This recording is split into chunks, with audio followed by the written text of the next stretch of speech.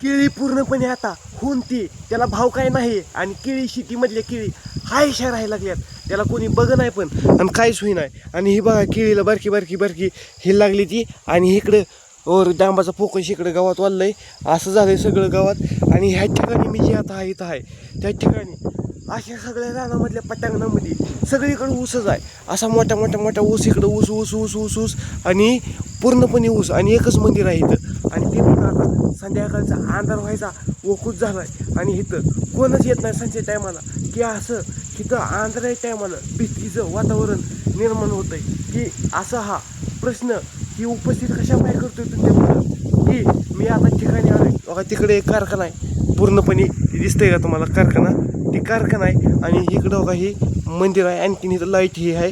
ते पूर्णपणे मंदिर पूर्णपणे इथं संचाय टायमाला कोणी येत नाही, काय येत नाही.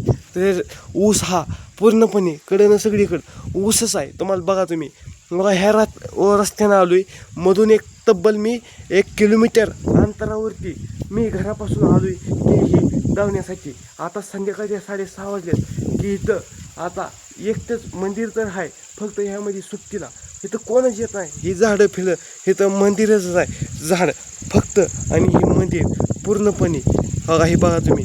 आता मी इकडं चाललोय ह्या चाललोय तर सांगायला प्रयत्न की आपण केलेली गोष्ट होऊन पूर्ण तर होत होती, फक्त सगळ्याच्यामधून ही दिसणारी गोष्ट दिसणारीच होती. पण आता घडणार म्हणल्यावरती घडतच जाणार आहे, की त्याला कोण म्हणणार नाहीत घडलं काय नाही घडलं काय. ह्यासाठी तुम्हाला रस्त्यावरून किती जरी चालत आलं बघा इथं मी किती कमीत कमी मी लहान होतो तब्बल 8वीला होतो तेव्हा ही झाड पण एक बारकसंच होतं. इथलं पण झाडून चाललंय. आणि ही कोबा होता स्वयंपाक करायला. इकडं गावात फिवात वाढलंय. इकडं ऊस पूर्णपणे असा मोठा झाला आहे, वाऱ्याचा वेग येतोय. आणि ही इकडं डांब ही झाला आहे पूर्णपणे मुलकाचं गावात वाढलंय. आणि रस्त्यामध्ये इकडं ऊसच आहे. मी एकटाच आहे. आणि संध्याकाळचे आता 6:30 वाजलात. इकडं ऊसच आहे तुम्हाला. लांब लांब लांब लांब नारळाची झाड आहे ती. आणि रान ही कमीत कमी 35 का 30 एकर आहे. आणि त्या 35 का 30 एकरामध्ये सगळा काही ना काय केलंयच, की केलंय खरं आहे. पण रस्ता हा छोटासा आहे. काही ठिकाणी ऊस घेऊन जातात, काही ठिकाणी कारखाना चालू आहे, काही ठिकाणी बंद आहे. असं म्हणून चालत नाही. कारखाना हा ती कशामुळं बंद झाला आहे काय माहीत, आणि झाला आहे काय नाही झाला काय फरक माहीत नाही. इकडं ऊस केला आहे इकडं. आणि त्या ऊसामधून सगळीकडं पूर्णपणे असं झालं आहे वातावरण. आणि ही ऊस बघा तुम्ही सगळं डोळ्यानं बघा. हे संध्याकाळचं वातावरण असं होऊन बसलं आहे की त्याला कोणीच काय करू शकत नाही. मी पण आता सहज तुमच्याशी बोलावं म्हणलं तर का तर सगळीकडे तुम्हाला ऊस दिसणार.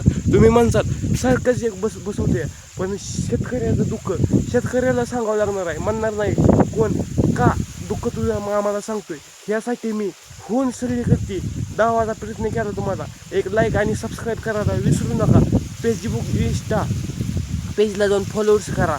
आणि तुम्हाला कसं वाटलं आहे कसं नाही हे तुमच्या मनात काय डाऊट आहे. आम्ही म्हणजे कुणी पण काय पण केलं म्हणून ह्या उसाला हे कर त्या उसाला ती कर तेव्हा हे कर केलं काय नाही केलं काय. इकडं कारखाना आहे एक 200 मीटर अंतरावर.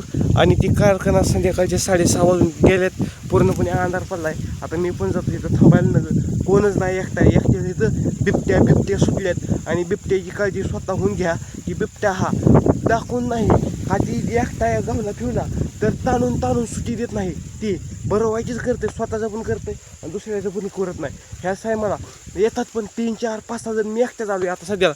तुम्ही बघा कोण सुधीक नाही ह्या इकडं, कोण सुधीक नाही. मी एकटाच आहे. 35 एकर ऊसाची शेती आहे. आणि काय माहिती त्यामध्ये 1 जणाच्या मालकाच्या.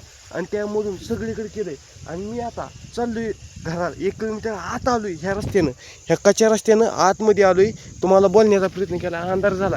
संच्या टायमाला 7च्या पुढं कोणच येत नाही. इथं बिबट्या सुटल्यात. आणि ते बिबट्याचं कारण म्हणजे भ्यायचं कारण हीच आहे. बिबट्यामुळं कोणी याचा संपर्क करत नाही. यासाठी आपण शेतीमध्ये जाताना कसं होऊन जायचं आहे, कसं करायचं आहे, कुठं घुसायचं आहे, कुठं घुसायचं नाही हे करा. ते बिबट्या सांगून येणार नाही बाबा चल तुला टाईम आला आहे चल तू माझ्या संगत चल. नाही ती बिबट्या न्यायचं म्हणल्यावर नेऊ शकते. ह्यासाठी सावधान राहा आणि बिबट्यापासून वाचवा. धन्यवाद.